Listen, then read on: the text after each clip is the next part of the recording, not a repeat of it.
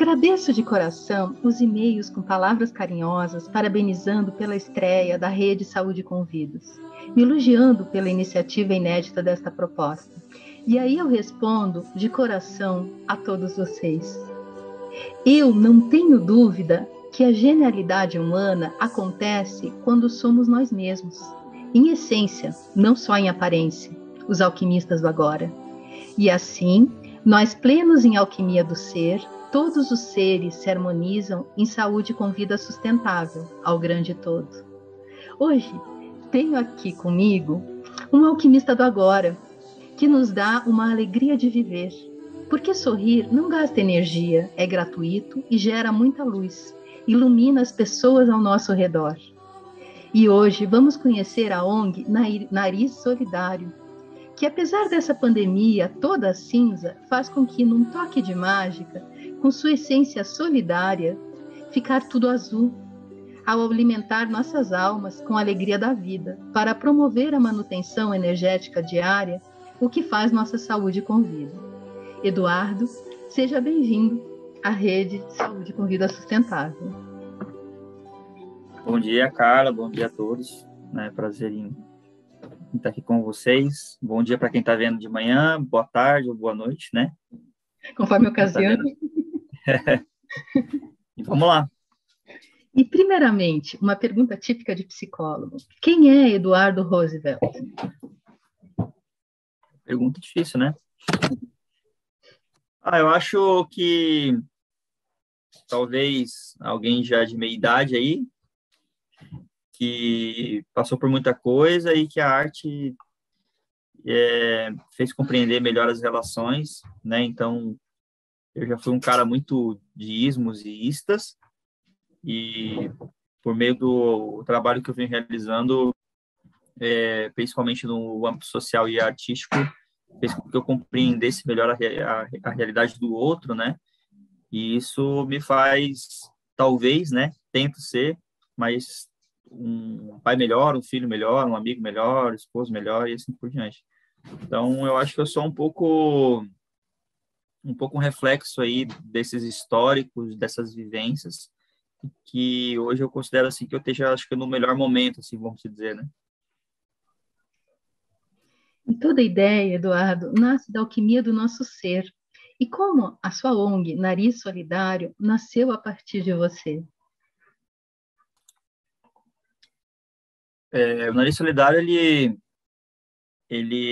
veio de um coletivo, né? Eu já tinha passado por outras experiências artísticas com outros grupos semelhantes, e aí eu acabei saindo de um desses grupos porque estava em desacordo, né? Achei que lá não estava sendo feito como deveria, até porque eu vinha da gestão.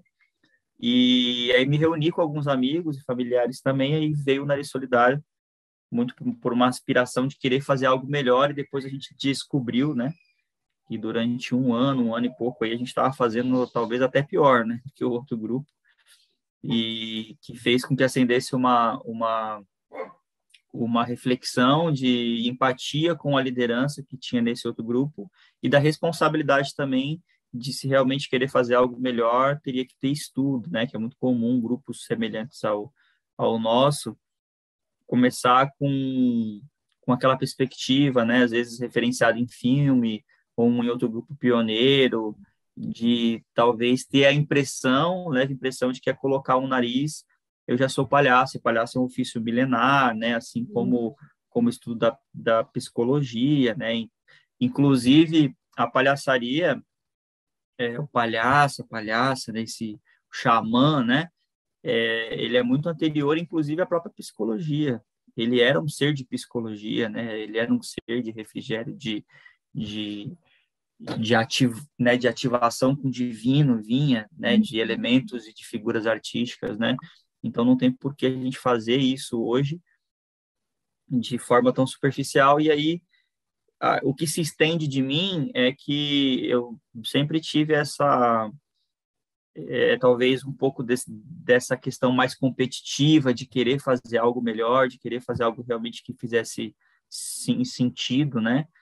E até de um altruísmo que eu talvez nem conhecia tanto, mas das minhas dificuldades, né, de desde muito cedo eu ter saído de casa com uns 15 anos, enfim, então eu passei por muita coisa e que fizeram com que quando veio o momento Nariz Solidário, acho que essas coisas explodiram, algumas explosões foram mais imediatas e outras vieram ao longo do tempo, né? E até acho que o ano passado era uma grande extensão de mim. Hoje eu acho que já é uma extensão de muita gente, né? Já não é mais tão Eduardo, mas são muitas pessoas que fazem com que o nariz aconteça, né? Sim, e também aquele estudo que tem do clown, né? A gente vê muito uma figura que é o Charlie Chaplin, né? Como ele movimenta multidões com o clown, né? Com esse despertar, né? Porque todo mundo tem um pouquinho de Charlie Chaplin dentro da gente, né? A nossa Tem parcela. o Charlie Chaplin, se a gente for trazer até um pouco mais atual, a gente tem aí o Chaves, né? Perfeito. Toda a trupe do Chaves ali, a gente tem os Trapalhões, né, que são brasileiros. Enfim, na verdade, o Chaplin, ele revolucionou o teatro, né? E, o, e aí tem esse recorte do clown, mas na verdade tudo é palhaço, né?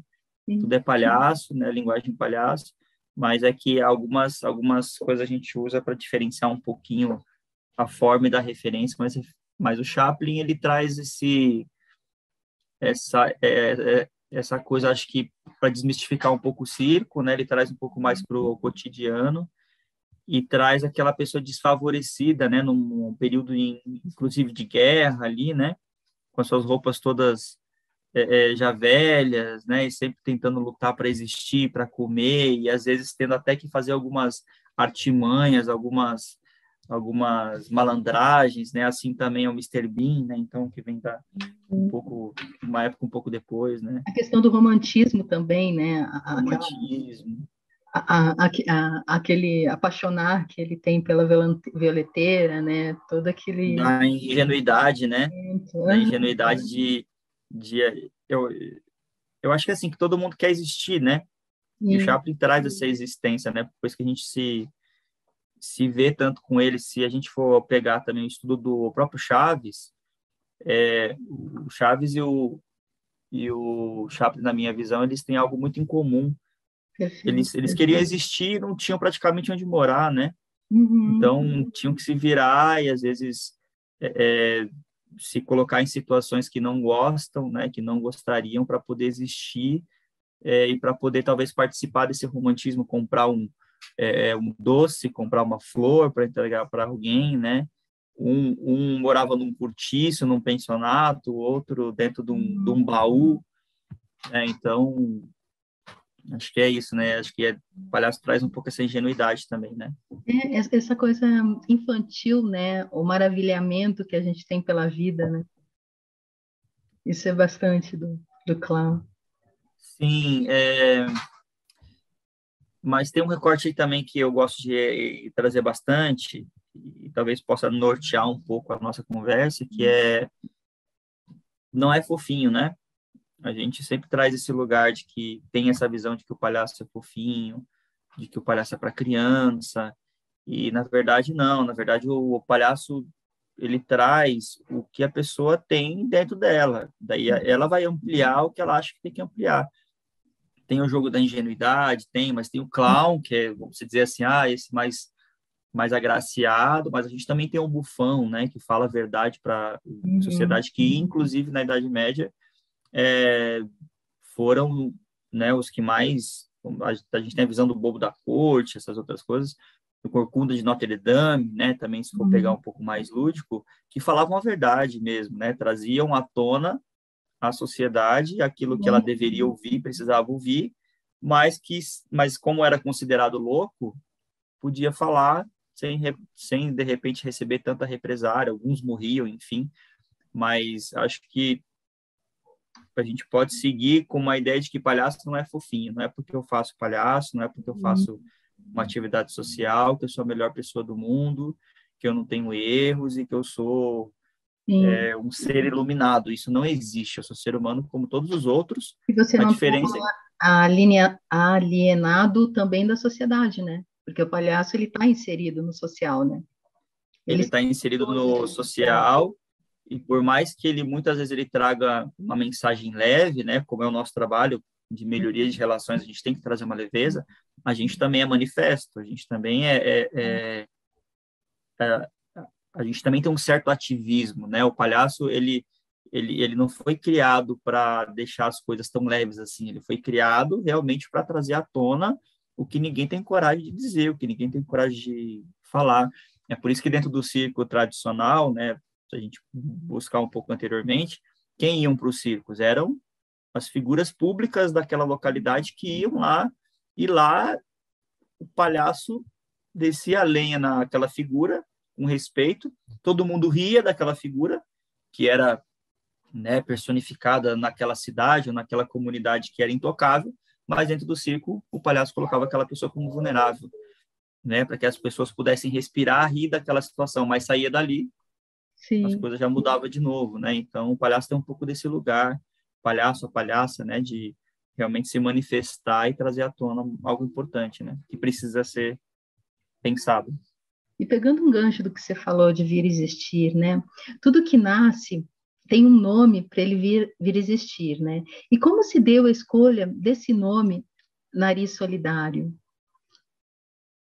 E nos Na conta um pouquinho época, mais também da proposta. então, na época, tinha muito essa questão, assim, do doutor, né? Isso veio muito de referência do Pat Adams ou dos Doutores da Alegria que trouxeram isso para o Brasil, né? De ter essa paródia do médico, de realmente, porque dentro do ambiente hospitalar, o médico, aquela médico e a médica, aquela figura sisuda, até de classes sociais, que a gente herda também aí de outras gerações, né? Tal do o médico advogado, né? Uhum, Parece que só essas profissões são uhum, importantes, né? E aí a paródia do médico dentro desse contexto é o palhaço se vestindo de doutor e fazendo completamente tudo ao contrário, até para deixar essas relações um pouco mais leves. No nosso caso, e aí todo mundo entra com essa proposta, mas para você ser um doutor, palhaço, na nossa visão, você tem que compreender o ambiente hospitalar. Então, realmente, você tem que vestir a proposta do doutor e saber o que é um acesso, saber o que é uma pressão, e você realmente precisa saber desse contexto, né? Você tem que emergir nisso. E aí a gente achava que não, que a gente não queria tanto trabalhar nesse lugar, até porque iria limitar, aí vem um pouco da minha veia comercial, né? Se eu coloco doutor, palhaço, fico limitado ao ambiente hospitalar. Então, lá atrás, a gente já via que o palhaço estava no ambiente hospitalar, mas não quer dizer que ele deveria ficar só ali, né? E aí nasceu o nariz, que vem essa referência do palhaço, que é o nariz, e o solidário, porque a gente, né, entendeu que o nosso trabalho tinha esse viés mais solidário, de realmente melhorar as relações e estar em todos os contextos que a gente podia estar. Não como um doutor, mas como um palhaço. Então, o palhaço, dentro do ambiente hospitalar, ele vai parodiar não só o médico, ele vai parodiar a tia da limpeza, ele vai parodiar os profissionais ali da enfermagem, ele vai parodiar a diretoria, o RH, então ele vai parodiar todo mundo. Então, não necessariamente só o Doutor Palhaço. Então, essa foi uma visão que a gente teve e realmente ela nos ajuda, né, até hoje, né? E ela mantém um dos nossos propósitos, que é ser realmente solidário. Então, até mesmo quando a gente começou a acessar recurso e tal, para que o trabalho pudesse crescer, remunerar pessoas, gerar empregabilidade, a solidariedade ela entra pelo viés daquilo que a gente está fazendo, de quem está recebendo isso de forma gratuita, das próprias relações. A gente tem um curso online que a gente fez aí durante a pandemia também para ajudar muita gente, também para captar recurso, e que mais de 50% são bolsas. A gente deixa claro que quem tem condição de pagar está dando também um suporte para quem não tem. ótimo. Então, isso também faz parte desse solidário. Então, a gente mantém o viés palhaço, mas não necessariamente o palhaço tem que estar sempre também caracterizado, né? O palhaço nas relações. O que é um Uhum. palhaço fora dessa roupagem, né? O que ele leva além disso? Então, surgiu daí, né? Dessas inquietações e também desse tino um pouco comercial aí de entender que lá na frente poderíamos ter algum tipo de problema com o nome e posicionamento. E eu achei legal que você falou dessa questão do Pat Adams, porque daí me deu uma ideia assim, será que o palhaço não passa a ser a sombra do médico? No sentido assim, o que o médico é extremamente unilateral numa visão rígida, o palhaço traz esse lado mais lúdico, que também pode ser utilizado para... Então, eu acho que no início, lá, há uns 30 anos atrás, né, quando os autores da Alegria trouxeram isso, talvez essa paródia, inclusive eles levam isso até hoje, era muito mais forte, né? Como tem várias linguagens dentro desse ambiente hospitalar, eu acho que o médico precisa até sair um pouco do foco. Uhum. Quando eu paro, na minha visão, tá? Quando a paródia do palhaço, com ser lúdico, entra dentro, lúdico e artístico, entra dentro desse ambiente, para parodiar somente o médico, ele está de novo ressignificando a figura do médico, Sim. como se o médico é tão importante que eu preciso trabalhar, eu tenho que estar ali enquanto médico também, né? E por que não entrar como enfermeira? Por que não entrar como alguém que trabalha lá na cozinha, na limpeza, no almoxerifado, enfim? Então, tem grupos hoje, tem palhaços hoje já entrando com outras propostas. O Jaleco entra como um EPI, porque a gente precisa ter. O próprio figurino é um EPI também, então tem propostas, por exemplo, no Hospital do Idoso aqui em Curitiba, que a gente não usa o jaleco, porque a proposta é outra. É a roupa de época, é a roupa um pouco mais adaptada ali, que acaba virando EPI, mas já tem propostas da pessoa entrar, às vezes, com um capacete de alguém que está fazendo manutenção, né? Entrar, às vezes, com uma roupa que pareça um pouco mais uma outra função, né? Então, eu acho que o palhaço dentro do ambiente hospitalar talvez não seja a sombra, mas talvez seja a claridade Uhum. daquilo que tem sombra, né? Então, você pega aquilo que está sombreado e você coloca luz, você amplia Da luz à isso sombra. maior, Perfeito. né? Porque daí, na verdade, não seria necessariamente só a figura do médico, mas é trazer esse contexto para os profissionais de saúde também, né? Ser São uma, todos os elementos, né? uma coisa mais flexível, né, para o ambiente hospitalar, né? E você falando, né, do Pat Adams, eu acho muito interessante porque o Pat Adams, o, a tradução do filme que a gente tem é Pat Adams, o amor é contagioso, né? Porque o amor é contagioso, né? E o ambiente de humor traz o amor também a diversos nichos, né, da nossa sociedade que necessitam desse olhar mais amoroso, né? E daí quando Então, ele... inclusive, fazendo um parênteses aí, inclusive, no início, o Nariz Solidário era Nariz Solidário, amor que contagia. Ai, A que gente fofo, tinha, a gente tinha é, eu não é, sabia disso. essa, esse resbalo ali também no pet. Depois a gente tirou. Depois a gente tirou justamente para não ficar refém disso que você falou agora, que o tal do amor, né? Sim. Por causa do amor, alguém mata, né? Dizendo que ama. Então a gente decidiu tirar também essa visão de amor, né? De amor ao próximo, porque a gente achou que essa palavra e esse contexto ele é muito amplo e ele leva na frente um posicionamento que talvez nem sempre, né? Então, nem sempre quem está ali está amando, nem sempre eu sei o que é isso, né? Então, a gente acabou tirando essa palavra para não ficar refém desse sentimento, né? Não, eu entendo esse teu posicionamento, mas o amor mata quando ele não é amor, né? Ele é posse. Então, Só que daí várias e coisas se dá o nome de amor, né? mas eu acho que é muito abstrato, né?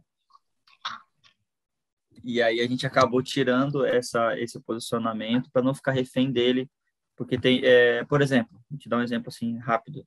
Certo. Eu estou fazendo esse trabalho, amor que contagia e tudo mais e tal. E aí tem muita gente que usa até, inclusive, isso ligado à religião, né, e tal, algumas religiões específicas. E aí, Uhum. quando está de frente com uma pessoa que é de uma religião, digamos, de visão completamente oposta, a pessoa trava, ela não consegue mais se relacionar com o outro, porque tem essa divergência de crenças. Mas aí eu estou entrando com uma proposta de amor. Então, mas eu tenho outros contextos, outras culturas que me impedem de criar qualquer tipo de relação com aquela pessoa, mas eu digo que eu estou amando, ou então eu entro lá com a proposta de levar aquela pessoa para conhecer a minha crença. Ah, eu estou aqui porque eu te amo, eu quero que você conheça a minha verdade. E eu estou falando que é amor, porque está escrito em algum livro. Então, a gente tirou um pouco realmente esse contexto, porque as pessoas acabam não sabendo lidar e geram uma certa expectativa, né? São limitadoras. Então, falar pode ser meio esquisito, mas para mim falar de amor é limitante. Entendi, porque daí bate nas crenças, né? Sim. Você já viveu, assim, algum problema de aceitação, não necessariamente no hospital, mas em algum outro ambiente, dessas suas novas ideias para solucionar problemas antigos?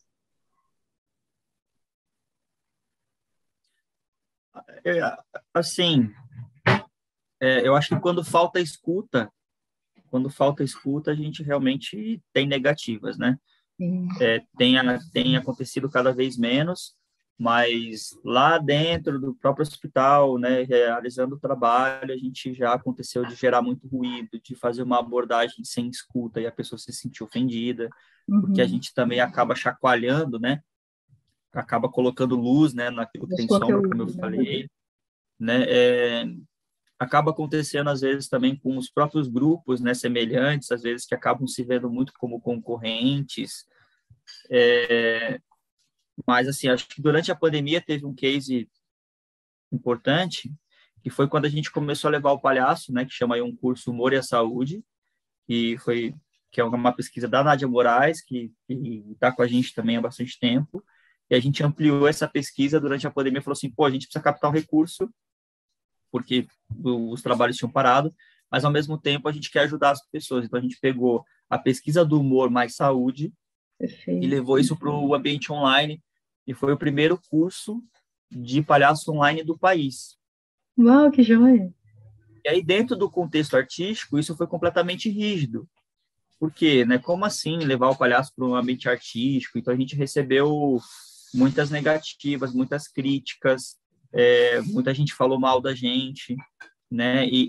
Só que daí, quando vieram as leis de incentivo emergenciais, o que as pessoas sabiam fazer na arte? Ou era fazer espetáculo, ou era fazer vivência. Então, todo mundo teve que ir para um ambiente online, porque o negócio se tem por aí para 2 anos.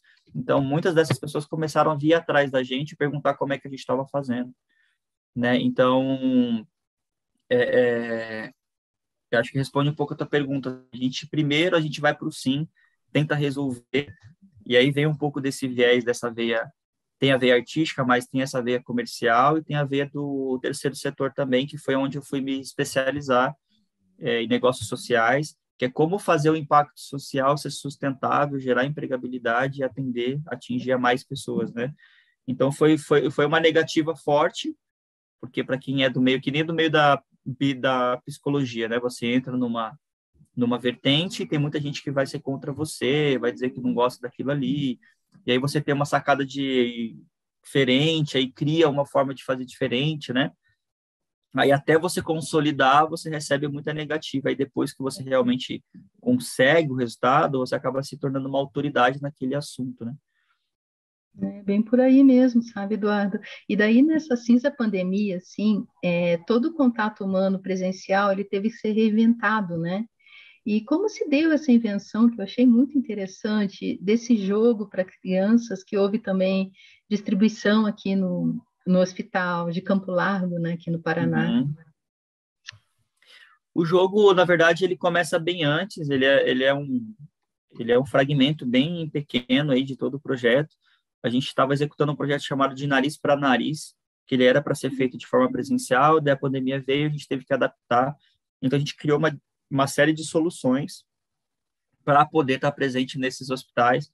E aí, a gente acabou também sendo outro case, uma das únicas organizações do país dentro de, desses ambientes, mas começou com a Covidina e com o Camilo, né, que foram manequins adaptados que a gente começou a fazer em Curitiba, que infelizmente não deu para fazer em Campo Largo, porque a internet lá da estrutura hospitalar não permitia, mas a gente colocou rodinha no manequim, um tablet na cabeça e começamos a fazer figurino, enfim, começamos a fazer visitas online com a figura daquele manequim. Então, o manequim andava pelos hospitais, ao vivo, com a presença de uma psicóloga hospitalar conduzindo, que ampliou também né, você que trabalha bastante nesse contexto, a psicóloga conseguiu ter contatos com pacientes que ela não conseguia antes.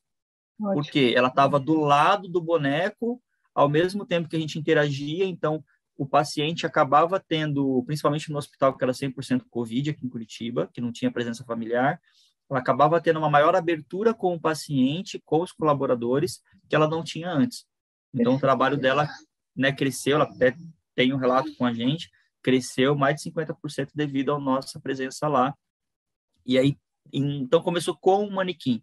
Do manequim, a gente migrou também para hospitais como o de Campo Largo, que tinha a questão de TVs. Lá tinha uma estrutura, né, de TVs, e a gente começou a fazer vídeos, pequenos vídeos de 1 a 5 minutos, que dialogavam com o ambiente hospitalar e que ficavam em looping esses vídeos, né? A gente colocava filmes para criança ou outras informações, e no meio entravam comerciais, né? Eram 3, 4 vídeos nossos, mais filme, 3, 4 vídeos nossos, então a gente começou a explorar.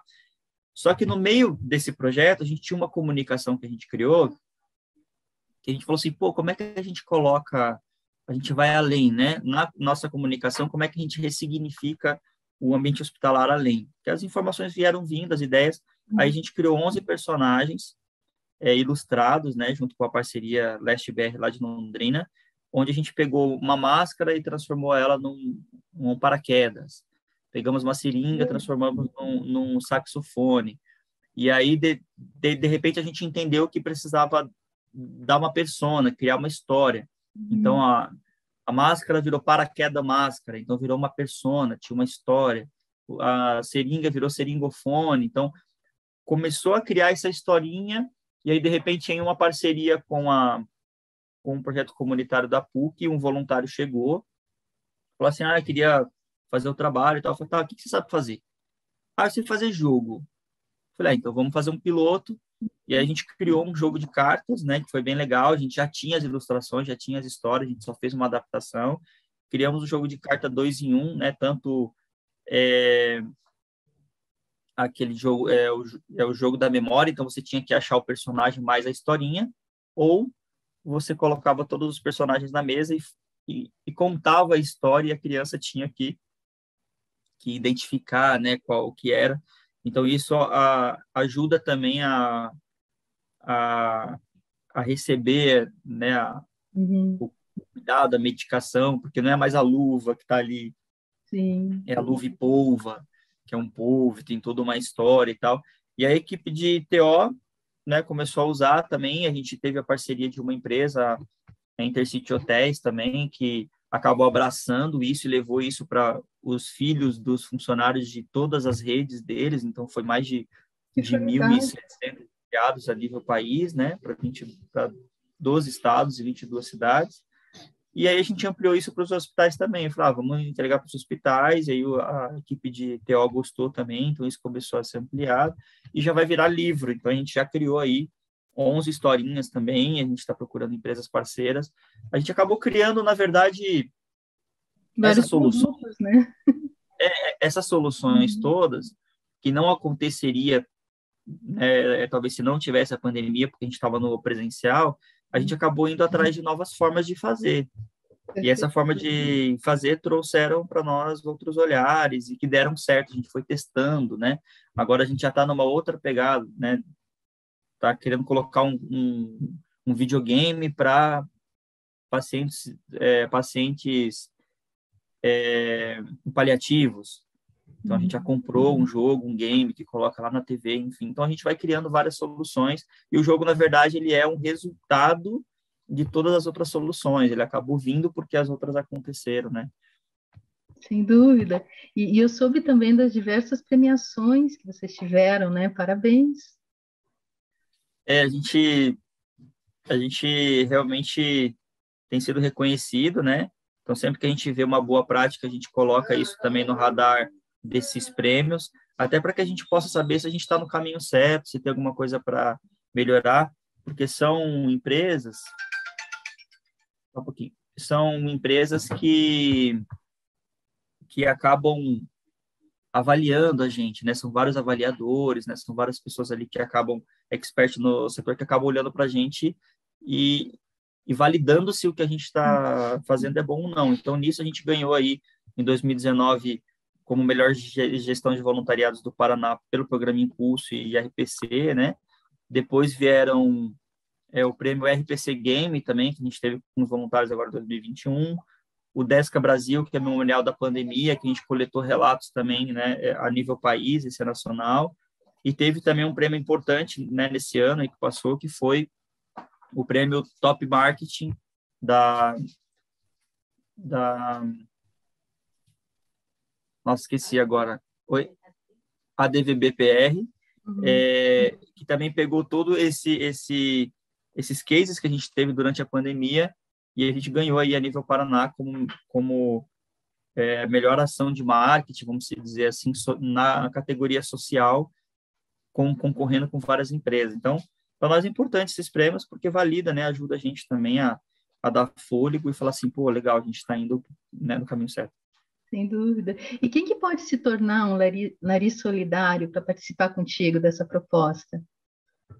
Então, hoje, para fazer parte do elenco, né, a gente tem duas categorias. A administrativo geralmente entra em contato com a gente, ou a gente entra e tenta ver ali se a gente realmente está precisando e faz um outro tipo né, de parceria. Já o elenco, ele é um pouco mais profundo, vamos dizer assim, né? Como eu falei, a gente precisa ter aí um contato um pouco maior, ter que entender um pouco sobre o que é o voluntariado, o terceiro setor, o contexto hospitalar, a arte, né, como um todo. E a gente abre o processo a cada 2 anos. E a gente tem um processo agora aberto, que inclusive foi o processo que a gente foi premiado lá em 2019, e ele está com as inscrições de agora até 5 de fevereiro, onde as pessoas passam por um processo seletivo / formativo, onde durante todo o ano essas pessoas vão ter várias etapas de treinamento, né, que vão somar aí mais de 250 horas de treinamento. Então, faz a inscrição né, e participa dessa imersão com a gente. Aí, no final, a pessoa tem aí a escolha, né, se ela for aprovada, de ela ficar com a gente ou se não quiser ficar também, ela também tem essa opção pô, achei legal, mas realmente não é aqui o lugar para mim, então a gente também Como deixa isso faz a aberto. inscrição? A inscrição, a pessoa pode entrar no nosso site, canarisolidario.org/processo 2022. Certo. Ou lá no Instagram também, vai lá no Instagram, manda um direct pra gente falando que quer participar, que a gente envia também o link. Do Instagram seria @nariz solidário. Isso, tudo junto. Certo. E ao seu ver, Eduardo, quais são as práticas preventivas em sustentabilidade humana que o Nariz Solidário faz a diferença para cocriar o nosso novo futuro? Olha, quando a gente estava trabalhando só nos hospitais, eu entendi que ali era muito, embora a gente tenha muito ali para fazer ainda, eu acho que ali as pessoas já estão em vulnerabilidade, né? E aí eu comecei a pensar, junto com a equipe, como é que a gente trabalhava na prevenção disso, né? E aí a gente começou a migrar para outros espaços, né? Trabalhar em parceria com a educação, com professores, então a gente faz muitas vivências com professores da rede pública, palestras também, as empresas, né, que são aí o grande motor aí que a gente tem hoje na sociedade, que é onde gera empregabilidade, onde as pessoas ficam grande parte da sua vida dentro dessas empresas. Então, a gente entende que também ali, né, é ali onde as pessoas às vezes contraem síndrome de pânico, ansiedade, dificuldade em suas relações. Então, a gente começou a trabalhar com as empresas também em parceria para melhorar a qualidade de vida ali dentro. E também migramos um pouco agora, né, começamos a migrar para o poder público. Quando a gente começa, como a gente já tem uma estrutura, já tem uma maturidade já organizacional, a gente começou a migrar para o poder público para trabalhar em parceria, ajudando a criar políticas públicas e um olhar mais próximo, né, das governanças locais, estaduais, para o setor que a gente trabalha, para melhorar um pouco, talvez, ali a gestão, ficar um pouco mais próximo, que foi o caso agora durante a pandemia. A gente fez uma live, né, com a Superintendência de Ação Solidária do Paraná para falar do voluntariado, e lá eles fizeram uma pergunta para mim sobre o que a gente podia criar para auxiliar as organizações sociais, né, durante a pandemia. E aí, óbvio, recurso a gente sabe que geralmente é muito burocrático, sempre que fala disso, recurso financeiro é difícil. Então eu falei, olha, a gente pode criar um reconhecimento para essas organizações que durante a pandemia se reinventaram e tal. E aí a gente criou ali, junto com a Superintendência de Ação Solidária do Paraná, a gente criou ali o primeiro prêmio de ação solidária do Paraná, que foi em 2020, para reconhecer as organizações e as práticas que tiveram relevância durante a pandemia. Então, o que aconteceu? Pela experiência que a gente teve com a influência e ali proximidade, com uma certa autoridade que tem facilidade de implantar, fez com que eles ficassem mais próximos ainda das organizações e conhecessem ainda mais a realidade. Então, a médio prazo, isso pode representar, às vezes, numa decisão, no processo de decisão, numa maior inclinação para aprovação de projetos na área social.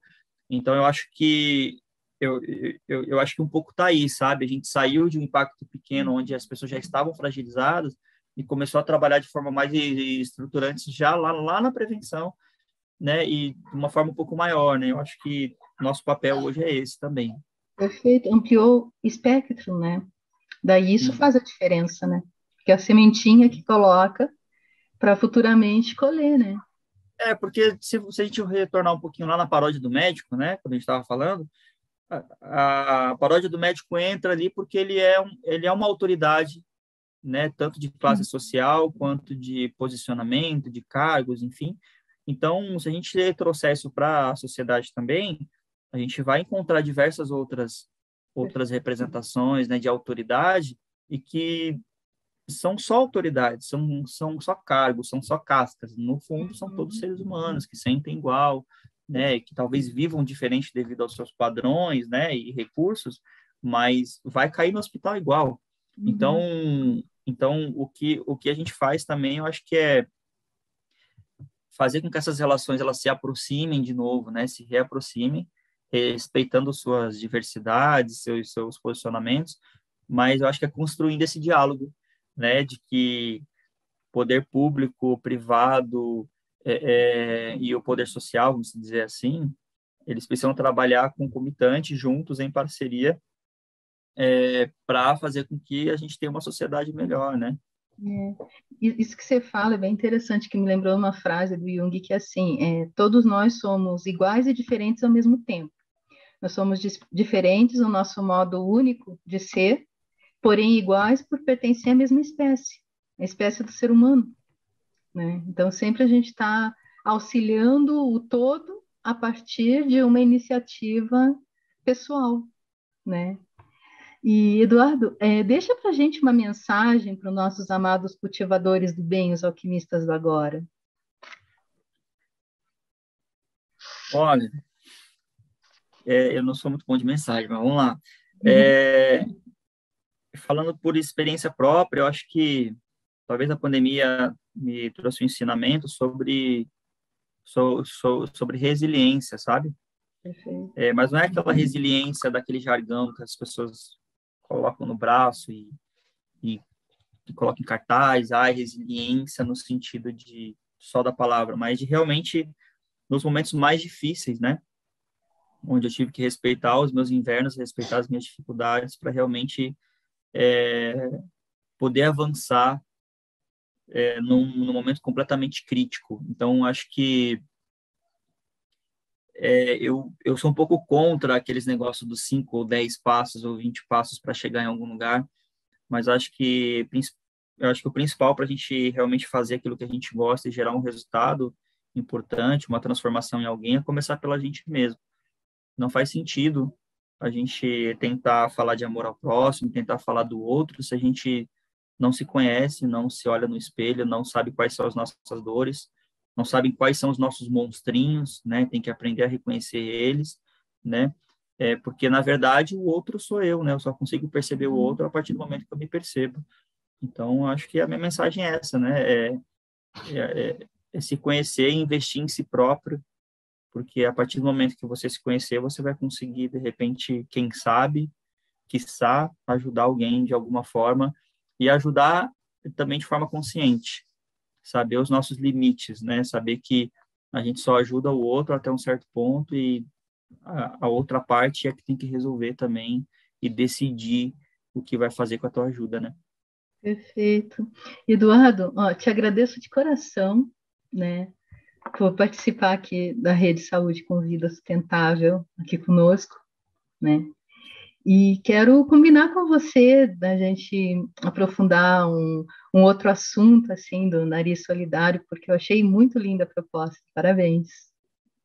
Obrigado, eu que agradeço também aqui, em nome do Nariz Solidário, de estar representando aqui, né, sendo um porta-voz um pouco também desses trabalhos que são realizados com a figura do palhaço, né, e que a gente possa aí, né, caminhar juntos, né, o que a gente puder também ajudar, contribuir com algum assunto, com alguma ação, também quem quiser fazer parte da gente também, não só como voluntário, mas às vezes quer fazer alguma parceria, alguma coisa desse sentido, a gente também está aberto aí para compartilhar e aprender também. Não, nós estamos juntos agora na rede, né? Agora também Nariz Solidário, bem-vindo à Rede Saúde com Vidas. Obrigado. E se você é uma pessoa física ou jurídica e acredita nessa nossa proposta de uma grande rede de saúde com vida sustentável humana para a promoção de nossa saúde com vidas, entre em contato saudecomvidas@gmail.com e garanta desde já o seu lugar junto ao sol, que é a nossa grande estrela de luz. E agradeço de coração muito o e-mail e o carinho de todos vocês, os nossos futuros alquimistas do agora. E o Saúde com Vida fica por aqui e até o próximo programa. Gratidão.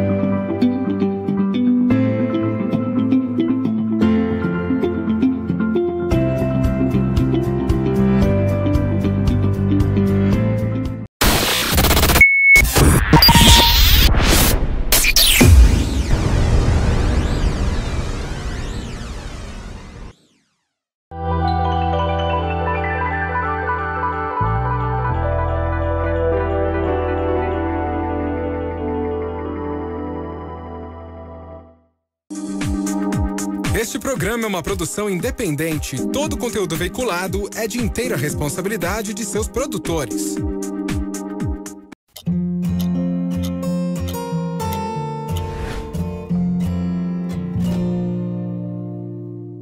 Pronação dolorosa. O que isso significa? O que isso quer dizer? Quem vai nos explicar é a doutora Mike, a nossa ortopedista pediátrica do Minuto Mamãe e Bebê. Conta para nós o que é pronação dolorosa. Então, para começar, eu acho que todo mundo já teve na família algum caso, ou sei lá, algum amigo, o próprio filho mesmo, para quem tem filhos, que reparou que durante, sabe aquela brincadeira de rodar, ou quando a criança faz uma manha, ela se joga no chão e acaba que para ela não cair no chão, ou enfim, puxa ela pelo bracinho, pela mãozinha assim e dá uma esticadinha no cotovelo e daí de repente ela não quer mexer. Isso geralmente é o que causa a pronação dolorosa, tá? Que nada mais é do que uma subluxação que a gente chama, então é o deslocamento pequeno da cabeça do rádio, que é um osso que a gente tem aqui na região do cotovelo, por causa da imaturidade. Então, o cotovelo, nessa região aqui, ele é formado pela una, que fica aqui, e pelo rádio. O rádio aqui, ele é na pontinha dele é um ossinho pequenininho, redondinho, que ele é fixo no cotovelo por um ligamento. Quando a criança ela é pequena, esse osso é mais imaturo, então ele é um pouco menor. Então a gente tem ali a cabeça do rádio e o ligamento por cima. Quando a criança é puxada pelo bracinho, então a gente faz essa tração ali, o que acontece? Essa cabeça do rádio ela sai e o ligamento ele fica interposto dentro da articulação. E a criança fica com dor, então ela fica, enquanto ninguém estiver mexendo no cotovelinho dela, ela fica paradinha ali, cotovelinho esticadinho e parado. Quando ele começa a mexer, ela tem dor, porque ele está meio que fora do lugar, assim. Então, isso é uma coisa que acontece bastante, porque essas brincadeiras são muito comuns, porque a criança adora, é super divertido. Eventualmente, uma criança vai atravessar a rua, você tem que puxar ela de volta, ou faz uma manha no mercado e você quer puxar ela e ele acaba fazendo esse movimentozinho mesmo. Então, é bem comum, geralmente até os 5 anos de idade, essa cabeça ela ainda é pequena, então isso ainda pode acontecer. Então, acaba que é uma das coisas que a gente acaba vendo bastante no pronto-socorro mesmo. E daí quando isso acontece, leva para o pronto-socorro, o que vocês fazem? Precisa levar para o pronto-socorro ou não é necessidade? Precisa, porque geralmente o que a gente precisa fazer? A gente precisa fazer com que esse cotovelo, com essa cabeça do rádio volte a encaixar e ficar na posição certa, porque se a gente não fizer isso, a criança vai ficar com dor. Ela fica ali com o bracinho e ela não mexe. Então, geralmente, o que os pais olham e falam, chega pra gente no pronto-socorro, ela não quer mais mexer o cotovelo, não mexe mais o bracinho desde que eu puxei ou desde que ela caiu, enfim. Então, geralmente a consulta é super rápida, não precisa de radiografia, não precisa de nenhum exame a mais, é só história mesmo. Se o pai já chega com a gente e fala, olha, porque eu puxei ela pelo braço e agora a gente não quer mexer mais, a gente já sabe o que acontece. Então, o que a gente precisa fazer? A gente precisa fazer uma manobrinha, que geralmente a gente pega ali, ela vai chorar um pouquinho, mas a gente deixa a criança no colo da mãe ali para ficar um pouco mais confortável. A gente põe a mãozinha aqui, nosso dedo bem na cabeça do rádio mesmo, e a gente faz a manobra para colocar no lugar. Aí a gente sente um cliquezinho assim, tá resolvido. Olha só. Aí você vai ver que se daí, deixa a criança mais de repouso, 5 minutinhos depois, ela já tá mexendo, já tá brincando como se nada tivesse acontecido. Nossa. É uma coisa que é super simples, e acontece com bastante frequência. E às vezes causa angústia nos pais, assim. Porque como é uma coisa que quanto mais acontece, mais vezes isso pode voltar a acontecer, a gente acaba tendo que explicar, fazer umas orientações, mas não precisa de tratamento nenhum, assim. É só a redução mesmo e alguns cuidados, obviamente, depois. Então a gente precisa cuidar bastante com esse tipo de brincadeira. Então evitar mesmo, em crianças menores, essas brincadeiras de rodar. Sempre quando vai levantar a criança, vai tentar fazer alguma coisa, pegar ou na cintura ou na região da axila mesmo, que daí a gente consegue proteger essa região do cotovelo. E, obviamente, eventualmente isso vai acontecer mesmo. E daí traz ela para o pronto-socorro pra gente colocar no lugar. Mas é bem tranquilo e bem simples, assim. Entendi. Não causa nenhuma sequela, nem nada. Mas geralmente é uma coisa que, se você vai ver a anatomia do cotovelo, é bem bonitinho, assim. São 3 ossos que são juntos e o ossinho da cabeça do rádio é um círculozinho pequenininho, assim. Sensacional, adorei. Obrigado por trazer esse assunto para nós. Eu espero que você também tenha entendido. Agora a gente tomar cuidado com o corpinho das crianças, porque é tão pequenininho, tão frágil. Então, evitar esse tipo de brincadeira e prestar atenção. Se você sentiu que algo aconteceu, leva para o pronto-socorro para colocar no lugar, né, doutora? Isso aí. Obrigada e até a próxima. Até a próxima.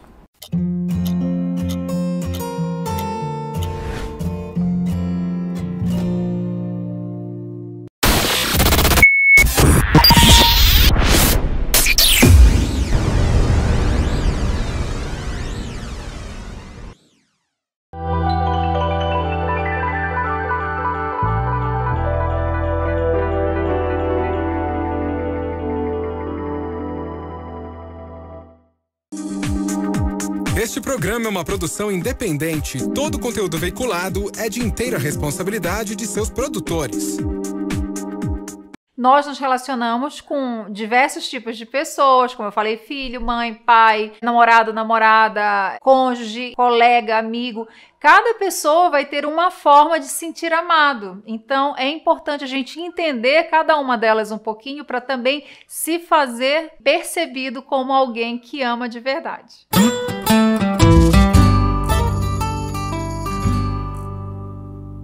O tema do café de hoje é a respeito das 5 linguagens do amor, do best-seller de Gary Chapman. Esse livro, basicamente, o que ele fala?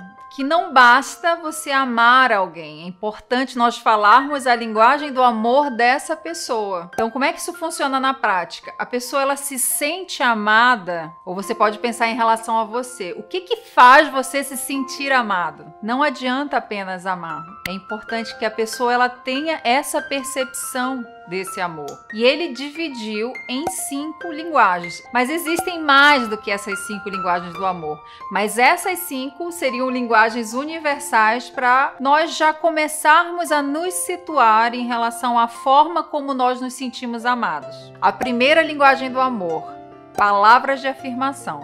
Sabe aquelas pessoas que o tempo todo elas sentem valorizadas quando elas são elogiadas, quando elas fazem alguma coisa e a pessoa ela dá valor para aquilo que ela fez? O elogio, para quem não tem essa linguagem como principal, parece, nossa, como a pessoa é carente, precisa o tempo todo ser elogiada. Só que não é assim que funciona. O que é interessante a gente, independente da nossa linguagem principal, dentro desse estudo ele fala que a gente tem uma linguagem principal e uma outra secundária, mas o que é importante a gente entender? Nunca a gente pode subestimar aquela linguagem que não seria a nossa primária ou secundária. Então, para uma pessoa, se você se relaciona, outro ponto importante, não é só relacionamento afetivo. Essas linguagens do amor é importante nós entendermos, porque nós vamos nos relacionar não apenas com o cônjuge, namorado, namorada, não, mas com o filho, com a mãe, com o pai, com os amigos. Cada um também tem uma forma diferente de entender o afeto, de perceber o carinho, a atenção. E é importante a gente ficar atento para isso, porque muitas vezes a gente faz um esforço muito grande, achando que está abafando, enquanto que na realidade a pessoa, ela, como não é a linguagem principal dela, ela não consegue identificar e nem subestimar, como eu dei o exemplo de palavras de afirmação. Tem pessoas que precisam elogiar algo positivo em uma pessoa, isso não custa. Eu inclusive considero das 5 linguagens essa uma das mais fáceis que tem de a gente fazer, porque é só você evidenciar, é só você focar no positivo e valorizar aquilo que a pessoa tem, o que ela fez, o que ela tem de especial. Então, palavras de afirmação é uma das linguagens do amor. A segunda linguagem que eu vou falar para você é presente. Se eu falei que a primeira, ela seria uma das mais fáceis, porque é muito fácil a gente elogiar alguém e basta, mesmo que não seja a sua principal, basta você estar atento e fazer isso uma prática, um hábito, depois ela se torna algo natural. Mas presentes já é algo que exige uma função a mais, né? Então, uma pessoa que tem a linguagem do amor presente, às vezes a pessoa pensa, nossa, a pessoa é interesseira, tem que estar ganhando presente o tempo todo. Não, porque essa linguagem é algo muito simples, é a lembrança na realidade, é o que fez, não é um presente necessariamente excepcional, mas o fato de alguém ter se lembrado. E geralmente esse se lembrado são coisas que têm a ver com a pessoa. É bom, é interessante a gente perceber as pessoas que estão, no caso que nos são importantes, que é muito importante a gente manter um relacionamento e que ela entenda que ela é amada. Se ela tem essa como linguagem principal, é você estar atento a datas, e não é só data de aniversário, são diversas datas especiais. Então, você começou um relacionamento com alguém, ou você tem um filho ou uma filha que você nunca tinha pensado a respeito disso. Se você identificou que essa pessoa que para você é preciosa, ela tem essa linguagem, começa a anotar as datas que para ela são importantes. E nessas datas pontuais, tenha o cuidado de dar uma lembrancinha que seja. Porque não é o valor do presente, é a intenção, é a atitude.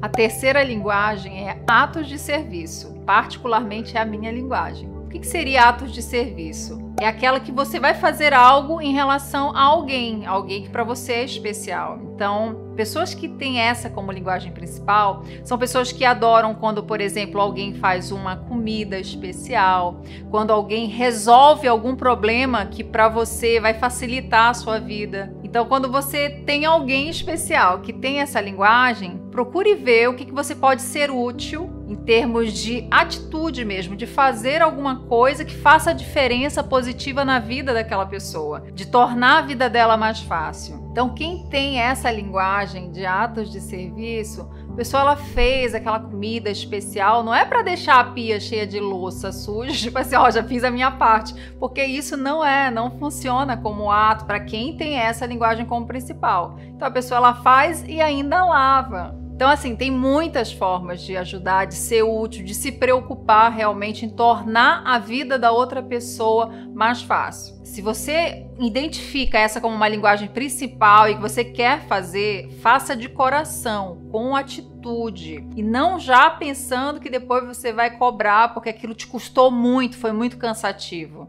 Isso vale para todas as linguagens. A gente tem que ser altruísta, tem que dar realmente, fazer com que a pessoa se sinta amada. A quarta linguagem é tempo de qualidade. Essa também é uma que eu considero que é uma das que dá mais trabalho. Ela demanda mais trabalho porque tempo é vida. Então, quando você se programa, e tempo de qualidade é se programar, é colocar na agenda e fechar a agenda para aquela pessoa. Seja ela cônjuge, seja filho, filha, é você dar total atenção, sem celular, sem distrações. É estar realmente com aquela pessoa fazendo o que ela gosta. Ainda tem isso. Não é você escolher suas programações e incluir ela dentro, com seus amigos, suas amigas, incluir dentro. Não, é você ter tempo de qualidade para ela. Então é uma que eu considero realmente também uma das maiores provas de amor. Tempo é um ativo escasso, então a gente meio que corre contra o tempo, e você fazer isso, você fechar a sua agenda e você está 100% ali, mindfulness, né? Você está em atenção plena para aquela pessoa. Isso daí realmente é uma das maiores provas de amor que você pode dar. A quinta e última linguagem do amor é toque físico. Sabe aquelas pessoas que você estando do lado, elas já pegam na sua mão, já fica fazendo carinho, que gosta de mexer no seu cabelo? Geralmente são pessoas que têm essa como principal linguagem. Que elas, quando dão um abraço, demora no abraço. Tem outras pessoas que já não suportam esse tipo de linguagem, mas o que é importante estar atento? Se aquela pessoa que para você é importante que ela perceba, que ela se sinta amada, você ficar atento também para ter essa linguagem corporal de afeto, de carinho, de demonstrar amor através do toque. Então, cafuné, massagem, principalmente massagem, né? Massagem é algo que demanda energia, atenção. Tem muitas formas de se demonstrar quem tem o toque físico como principal, mas sempre se lembrando de estar próximo, de fazer com que a pessoa ela sinta realmente o toque. Então, não adianta uma pessoa que tem essa como linguagem principal só falar, só elogiar, só fazer alguma coisa, só estar junto, se não houver toque. Então, tá assistindo um filme? Pega na mão, faz carinho na mão, mas esteja presente de que essa é a linguagem principal dessa pessoa. Geralmente a gente acaba sabendo quando nós estamos perceptíveis a essa linguagem, a esse tipo de demonstração de afeto. Então, se você ainda tem dúvida em qual é a sua principal, você ficou em dúvida, tenho todas essas, ou então tenho 4, 3, veja aquilo que você detesta quando alguém faz. Geralmente o contrário disso é a sua linguagem principal. Por que eu achei interessante trazer para cá para o canal esse tema? Porque eu trabalho e falo muito a respeito das linguagens, né? Linguagem visual, linguagem verbal, não verbal. Então, essa é uma forma de linguagem afetiva que é interessante a gente ter no nosso repertório. Algo que eu acho muito enriquecedor a gente pensar, trabalhar a nossa mente no sentido de sermos poliglotas nessas linguagens. Então, não ficar só restrito àquela que a gente gosta, mas procurar se trabalhar em relação a isso. Até porque nós nos relacionamos com diversos tipos de pessoas, como eu falei, filho, mãe, pai, namorado, namorada, cônjuge, enfim, colega, amigo. Cada pessoa vai ter uma forma de se sentir amado. Então é importante a gente entender cada uma delas um pouquinho para também se fazer percebido como alguém que ama de verdade. E fala para mim qual que é dessas linguagens, qual é a forma que você mais se sente amado. Se você já identificou isso, coloca aqui. Lembra de compartilhar com as pessoas que são especiais na sua vida, porque é muito bom a gente saber como é que é a forma que ela se sente amado. Porque na hora de presentear, na hora de se fazer presente, a gente vai ser assertivo nessa linguagem. E eu espero você no próximo café.